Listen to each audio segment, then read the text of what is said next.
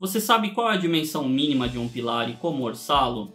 Se você quer aprender, fica comigo até o final desse vídeo. Mas antes, solta a vinheta.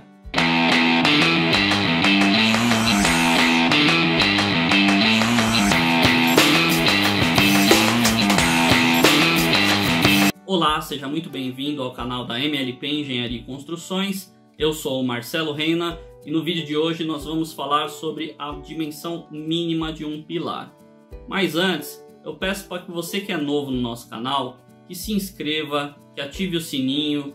Você também que já acompanha o nosso canal, mas ainda não é inscrito, se inscreve aqui embaixo, ative as notificações. Assim o YouTube te notifica toda semana assim que postarmos conteúdo novo. Lembrando que toda semana nós temos um vídeo novo, sempre relacionado ao orçamento de obra. Então, muito obrigado. Eu peço para que deixe seu like já nesse vídeo e vamos ao que interessa. Bom, para falar sobre dimensão mínima de um pilar, nós precisamos falar da NBR 6118, que é uma norma de projetos e estruturas de concreto. Em 2014, essa norma teve uma revisão, pois até então ela considerava a dimensão mínima do pilar sendo 19 centímetros. E após 2014, ela orienta que essa dimensão mínima seja de 19 centímetros, mas ela permite que você execute um pilar de até 14 centímetros de espessura, desde que você majore os esforços na hora de você executar o seu cálculo estrutural.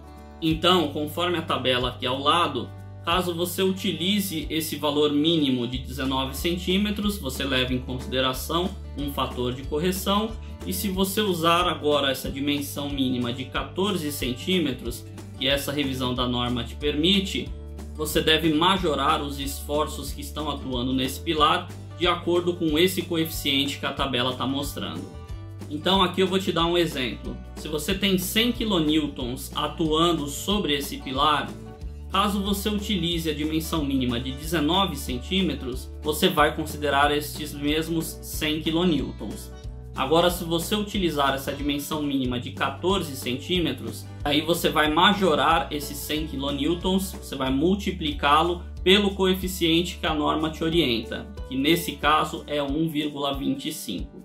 Então você vai multiplicar esses 100 kN por 1,25 e aí sim você faz o cálculo estrutural desse seu pilar e dimensiona esse pilar com essa dimensão mínima de 14 centímetros. Uma outra regra que a norma também orienta é que a área desse pilar ela seja maior ou igual que 360 centímetros quadrados. Então como que a gente chega na outra dimensão do pilar?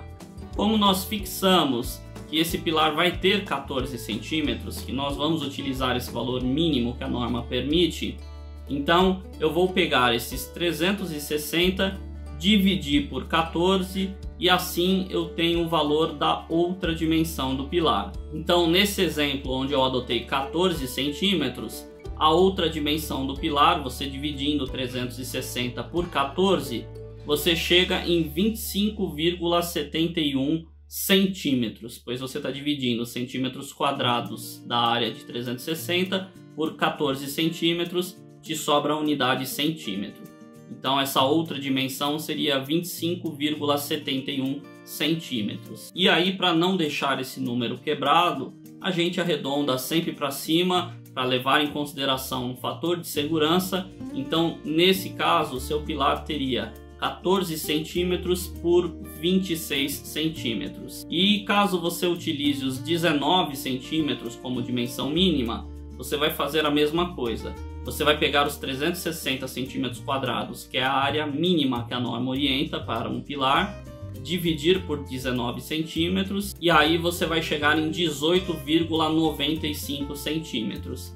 Então nesse caso também nós vamos arredondar para cima a favor da segurança e ficaria um pilar de 19 por 19. E aí você me pergunta, como que eu faço para orçar esse pilar? E agora eu vou te ensinar.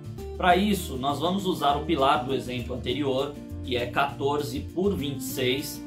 E agora, para a gente orçar esse pilar, eu vou adotar um pé direito de 3 metros. Então para esse exemplo eu vou usar um pé direito de 3 metros. E aí nós vamos começar a orçar esse pilar pela forma desse pilar.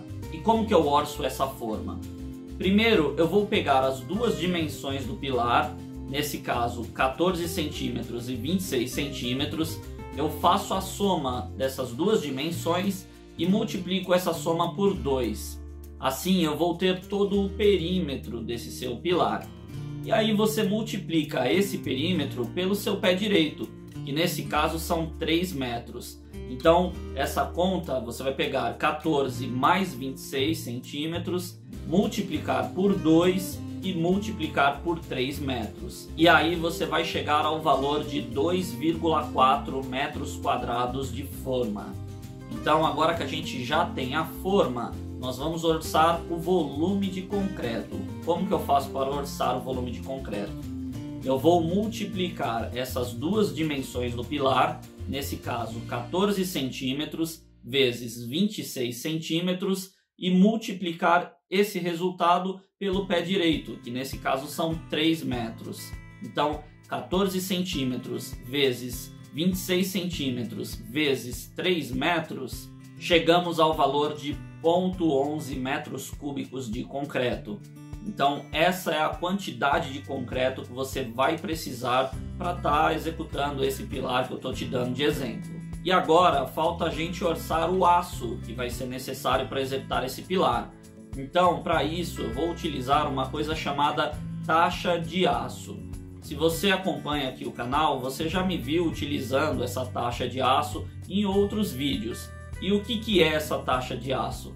Essa taxa de aço ela é um coeficiente, é uma quantidade de aço que você vai utilizar para um determinado volume de concreto. Então nesse caso nós vamos usar uma taxa de aço de 80 kg por metro cúbico. Isso significa que a cada metro cúbico de concreto nós vamos ter 80 kg de aço dentro dessa sua estrutura de concreto. Nesse caso nós estamos falando de pilares, então vai ser 80 kg de aço dentro de 1 metro cúbico do seu pilar. E aí para calcular a quantidade de aço que vai ser necessária para esse seu pilar, nós vamos pegar o volume de concreto que nós acabamos de calcular e multiplicar esse volume por 80, que é a quantidade de aço que nós estamos utilizando nessa taxa de aço. Então você vai pegar o volume de concreto que você acabou de calcular vezes 80 e vai chegar ao valor de 8,74 quilos de aço. Então, para executar um pilar com essas dimensões que nós acabamos de calcular, de 14 por 26 centímetros por 3 metros de altura, utilizando esse coeficiente, essa taxa de aço de 80 quilos por metro cúbico, nós vamos precisar de 8,74 quilos de aço por pilar. Então, nós costumamos arredondar esse valor sempre para cima para poder garantir a segurança, e nesse caso, para esse exemplo, nós vamos arredondar para 10 kg de aço por pilar. E aí na hora de você colocar na sua planilha de orçamento, nós costumamos dividir entre aço CA50 e aço CA60, pois as barras longitudinais do seu pilar vão ser barras de aço CA50 e os estribos costumam ser de aço CA60. E eles têm valores diferenciados no mercado, por isso que é importante você adotar uma quantidade de aço CA50 e outra quantidade de aço CA60, para que você tenha um valor médio do quilo do aço que você vai considerar dentro do seu orçamento. E para isso eu costumo utilizar 80% do volume de aço como sendo aço CA50 e 20% como sendo aço CA60. Então, para esse exemplo, onde vamos adotar 10 kg de aço, na sua planilha de orçamento você vai considerar 8 kg como aço CA50 e 2 kg como aço CA60, que são os 80% que eu te disse de aço CA50 e 20% de aço CA60. E agora, em posse desses números, com o volume de concreto, com a área de forma e com a sua quantidade de aço, com o volume de aço que você vai utilizar para executar esse pilar, você consegue montar a sua planilha de orçamento. Se você não sabe como montar uma planilha de orçamento, Eu vou deixar passando aqui no card o link de um vídeo onde eu te ensino de uma forma simples a criar uma planilha de orçamento de uma maneira muito simples e uma planilha que é muito eficiente. Então depois dá uma olhada nesse vídeo também, pois vai ser importante para que você consiga otimizar os seus orçamentos e melhorar a forma com que você os faz. E para você que acompanha os vídeos do canal até o final, eu vou deixar agora uma dica de ouro para que você se destaque no mercado de trabalho e saia na frente da concorrência. E essa dica de ouro está relacionado à NBR 15575, que é a norma de desempenho de edificações habitacionais feita em 2013. Então, essa norma de desempenho, ela diz que você pode ter dimensões ainda menores do que as dimensões que a NBR 6118 orienta. Mas para que você possa utilizar dimensões menores do que a NBR 6118 te orienta, você deve levar em consideração outros requisitos na hora do seu cálculo estrutural. Então, vale lembrar que esse vídeo eu estou falando de dimensões mínimas, quando você não tem o projeto da sua estrutura e você quer saber quanto gastaria para executar esse seu pilar. Mas isso não exclui a necessidade de um projeto estrutural. Então, esse método que eu ensino é só para você ter uma ideia e uma estimativa de quanto você gastaria. Mas o correto é que você entre em contato com um engenheiro calculista e faça o projeto estrutural dessa sua edificação.